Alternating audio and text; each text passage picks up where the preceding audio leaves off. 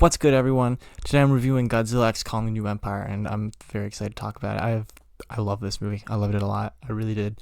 I expected it to be the worst of the MonsterVerse. I don't know why, but it's probably second best. I really liked King of the Monsters. I liked it a lot more than most people, but I thought this was great. All right, gonna keep this one mostly spoiler free. Some minor details, maybe. Hopefully not. I'll try not to. There will be a spoiler section at the end. You have been warned. Now, the best part about this kaiju movie, thankfully, and it should never be any other way, is the kaiju. So, Adam Wingard, the director, went into this movie just with the perfect mindset. So he wanted the kaiju to be the main characters, as they always should be. And so much so that they wrote actual dialogue where they were going to be putting grunts and roars and stuff for the monsters. So they would always have intended dialogue, and where they have facial expressions and noises and stuff, you know what they're communicating. And it's interesting because the script actually was written in such a way that whenever Kong is trying to convey something, we actually wrote it out as dialogue. And those facial expressions are just so well done. Like, big props to the CGI department. They did a great job, and to the director and to everyone who worked on it, obviously, because it turned out to be a great movie. But the way these monsters act and emote conveys like so much, and there are long stretches of this movie where there are no human characters, and the monsters are just allowed to shine on their own, and it's perfect. Unexpectedly, Suko, the little monkey, who they never actually named that in the movie, we just know that because the toy is called that, he has like his own character arc where he doesn't trust Kong at first, but as the movie goes on, they become like friends, they're like partners. And obvious comparisons have been drawn to Son of Kong, because there was a movie, Son of Kong, and they kind of said like a few years ago after GVK that the next movie they might be doing would be Son of Kong, and they kind of did that in this movie, and I think that's pretty cool. I think they did it pretty well. It kind of ended up being like not that I've ever played the game, but in the movie I was just like, oh yeah, this is a lot like God of War with Kratos and boy, I don't know what the kid's name is. I've never played it, but it's like that. This is more of a King Kong movie than a Godzilla movie. Godzilla is not in it a lot until the final act, but that's kind of okay. I mean, what they do with Godzilla is all good. It's all cool. And having Kong as the main character of the movie, he's just a cool, likable dude. And he's just fun to follow around and go on this adventure with him. So I didn't mind that there wasn't as much Godzilla in it. And this movie really blends the American kaiju flavor with the Japanese kaiju flavor, like really, really well. Where it's, I might compare it to the MCU as a film adaptation of comics, where it's like, yeah, that's still these characters, but this is this version of these characters, and it feels still true to what it's supposed to be while being its own thing. And I think they really balance it well in this movie, where it feels very much like the Showa era movies, but it's focused on the American monster more and has more like American film tropes and whatnot. But it also does a lot of stuff that you would see in the Japanese Showa films. And we'll get more into the specifics on that in the spoilers. But this movie does a really great job at just being a true Godzilla film or being a true Kong film. Also, like an adventure movie, like we might have gotten in the early 2000s, kind of. So it was just a lot of fun in that way. They also did a great job of making this world feel very consistent and lived in, and they didn't just go for all new creatures. There are plenty of new creatures in this movie, which is awesome. But they also have like all the monsters from All Over Earth that were in the last one, like the snake bats and like the little bird monsters, and Doug was in it for a few seconds, which was awesome. But they also have like their new creatures, and they had Scylla returned, who was like in King of the Monsters for like 20 seconds, but he was like one of those like cool monster designs that people are like, "Ooh, that guy's cool," and so they brought him back in this one for like a minute at the beginning. It was a cool thing to do. Now, as for the monster fights in the first half, I think the second half is basically perfect. The first half, the fights are a little bit underwhelming, a little cut short, where there are two instances where Godzilla or Kong is about to fight a monster, and they start fighting it, and then cut to its head is already ripped off or something. Like it's already dead, and it's just not very remarkable monster fight.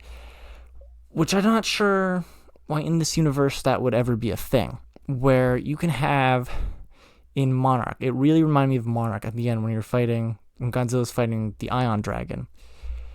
It's a very short fight, but it's a very memorable fight that I've watched like a dozen times on YouTube. Like, it's just like this little dragon that poses no real threat to Godzilla at all, but just the way he tears it apart is just so fun to watch. And in this movie, there's like, I don't know, it just feels like generic monster fight, and then not really showing you the monster fight. I don't know why they did that.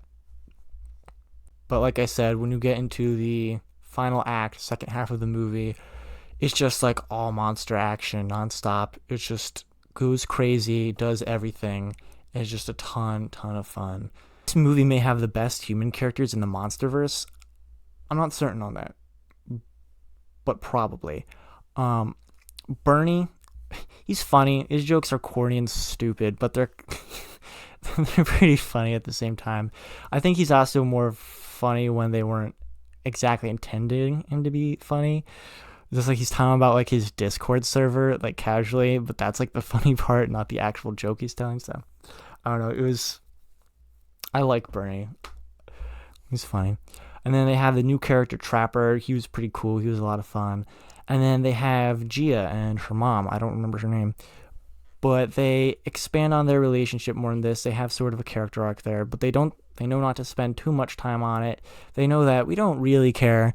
And in not spending too much time on it, it kind of makes me care because they're using my attention in the right way, I guess.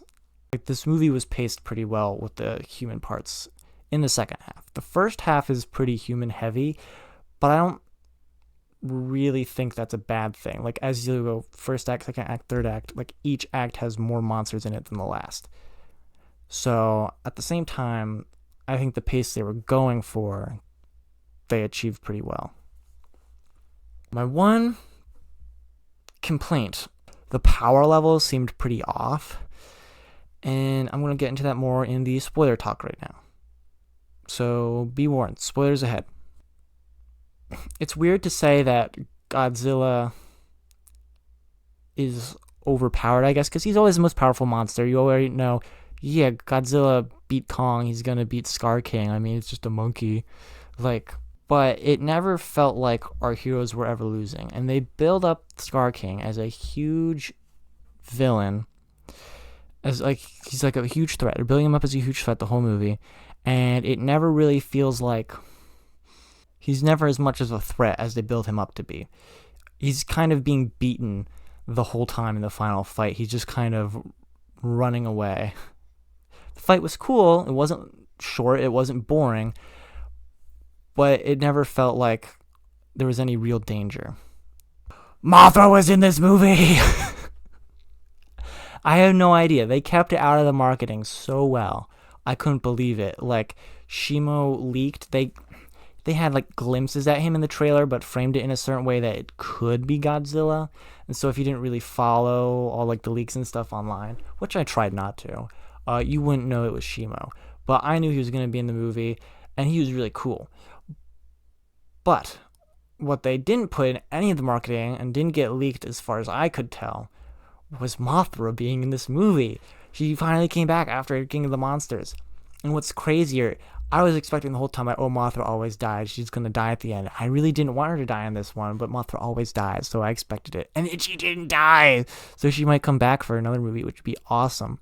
But even that part, Mothra being in the movie, that's what I was saying earlier, This movie really feels like a Showa movie. I mean, down to just the silly tone, the fact that the monsters are using actual wrestling moves on each other, like Godzilla suplexes Kong in this. It was hilarious. I loved it.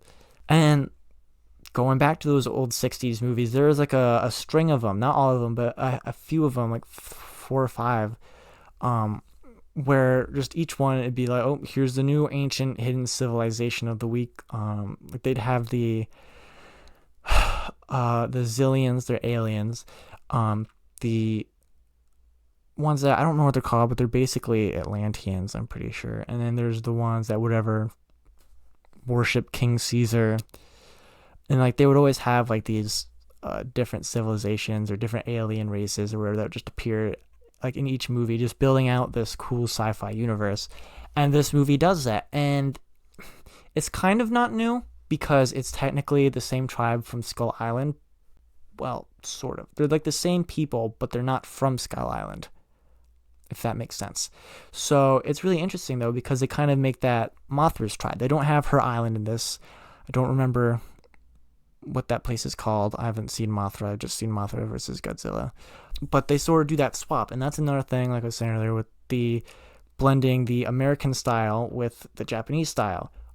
And I think they do it very well. It's just having the Skull Island tribes being the ones to revive Mothra. I just thought that was really cool. One other complaint I had: King Kong becomes the king of the monkey people at the end of this movie. He's like the king of Hollow Earth now, and they don't call him King Kong. Really? So yeah, if I didn't say it enough times already, I love this movie. I thought it was great. I had a blast with it. I saw an IMAX, which definitely helped. Like the whole theater was shaking. It was just a lot of fun. So out of 10, I'd probably give it an 8. But the entertainment skill is just like through the roof. It was just a blast. But yeah, that's about it. Covers my thoughts on the movie. Go watch it. If you like kaiju movies at all, you're gonna love this movie. So go watch it. Thanks for watching.